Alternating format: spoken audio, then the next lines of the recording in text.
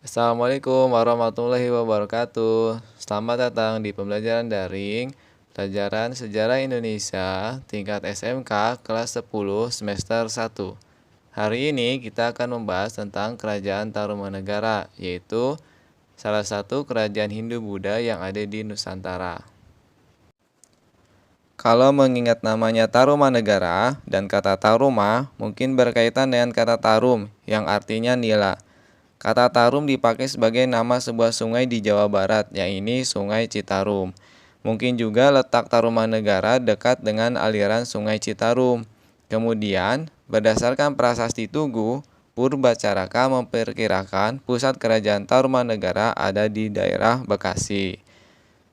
Tetapi berdasarkan prasasti-prasasti yang ditemukan, letak pusat kerajaan Tarumanegara juga diperkirakan berada di antara Sungai Citarum dan Cisadane.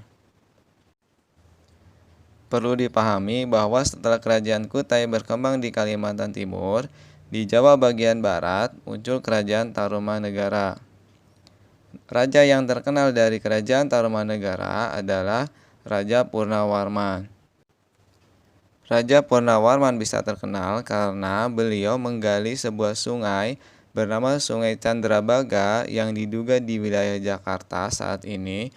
Fungsinya adalah untuk mengendalikan banjir dan usaha pertanian. Nah, setelah usahanya itu berhasil, Raja Purnawarman melakukan persembahan 1.000 ekor lembu kepada Brahmana sebagai tanda syukurnya. Sumber sejarah kerajaan Tarumanegara yang utama adalah beberapa prasasti yang ditemukan. Berkaitan dengan berkembangnya kerajaan Tarumanegara ditemukan 7 buah prasasti. Prasasti tersebut berhuruf Pallava dan berbahasa Sanskerta. Di antaranya, 1. Prasasti Tugu, yaitu prasasti yang dibuat oleh Raja Purnawarman. Ini ditemukan di Kampung Batu Tumbuh, Desa Tugu dekat Tanjung Priok, Jakarta.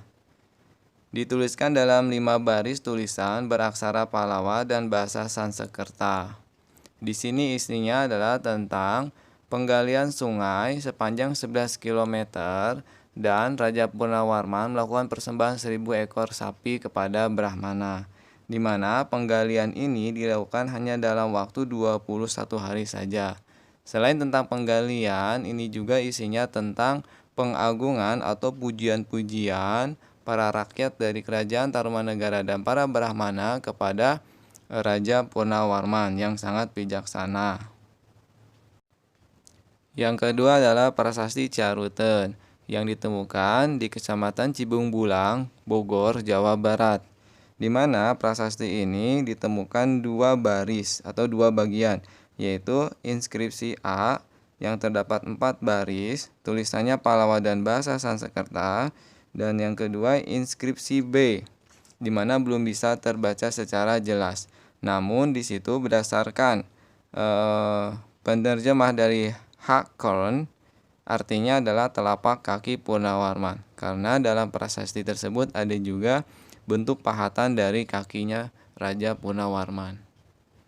Nah, ini merupakan gambar dari prasasti Tugu.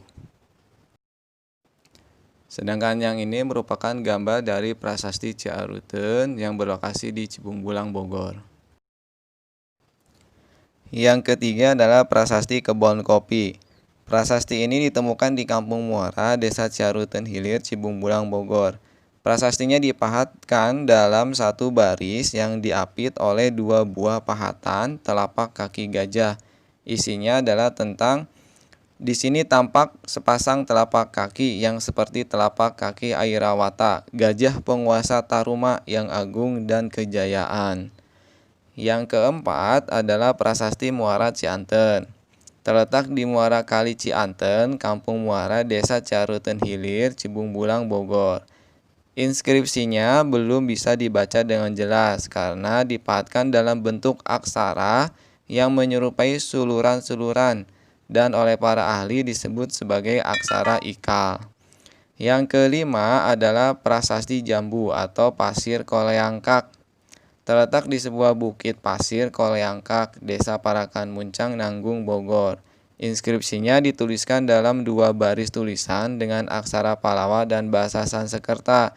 Isinya adalah tentang pengagungan terhadap Sri Purnawarman yang sangat gagah berani dalam peperangan karena baju jirahnya terkenal tidak dapat ditembus oleh senjata musuh dan sepasang telapak kakinya yang senantiasa berhasil menggempur musuh. Hormat kepada para pangeran. Ini merupakan prasasti Kebon Kopi 2. Ini merupakan prasasti Muara Cianten. Dan ini yang terakhir merupakan prasasti Jambu Pasir Koleangkak. Yang keenam adalah prasasti Cidang Hiang. Terletak di tepi kali Cidang Hiang, Desa Lebak, Munjul, Banten Selatan. Dituliskan dalam 2 baris tulisan beraksara Pallawa dan bahasa Sanskerta. Isinya adalah mengenai kepemimpinan Raja Purnawarman terhadap raja-raja yang lain. Yang ketujuh adalah prasasti Pasir Alwi. Terletak di Desa Sukamakmur, Jonggol, Bogor.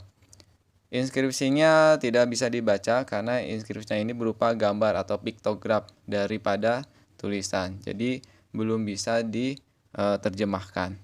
Nah, ini adalah 7 prasasti yang ditinggalkan oleh Kerajaan Tarumanegara, khususnya yang dibuat oleh Raja Purnawarman ketika menjabat. Kerajaan Tarumanegara mulai berkembang pada abad ke-5 Masehi. Ini hampir bersamaan dengan Kerajaan Kutai yang ada di Kalimantan. Nah, raja yang terkenal adalah Raja Purnawarman yang disebutkan dalam 7 prasasti yang tadi. Ia dikenal sebagai raja yang gagah berani dan tegas, dan ia juga dekat dengan para brahmana, pangeran, dan rakyat. Ia raja yang jujur, adil, dan arif dalam memerintah. Daerahnya cukup luas sampai ke daerah Banten. Berdasarkan berita dari Fahien di Tolomo atau Tarumanegara, ini berita dari Cina, terdapat 3 agama, yaitu mayoritas beragama Hindu, sedikit yang beragama Buddha, dan yang mempertahankan agama nenek moyang atau animisme. Dalam kehidupan perekonomian, Kerajaan Tarumanegara, rakyatnya hidup aman dan tentram. Mereka mengandalkan sektor pertanian sebagai mata pencaharian pokok, selain perdagangan. Nah, perdagangan ini, Kerajaan Tarumanegara sudah melakukan hubungan dagang dengan India dan Cina, khususnya ketika pada masa dinasti Tang. Nah, itu dia penjelasan mengenai Kerajaan Tarumanegara, kerajaan Hindu-Buddha yang kedua setelah Kerajaan Kutai yang ada di Kalimantan. Demikian penjelasan dari Bapak. Terima kasih sudah menonton. Jika ingin tanyakan, silahkan melalui Microsoft Teams ya. Dan ini ada tugas yang harus dikerjakan dan kalian kumpulkan melalui form link yang Bapak kasih. Terima kasih. Mohon maaf kurang lebihnya. Assalamualaikum warahmatullahi wabarakatuh.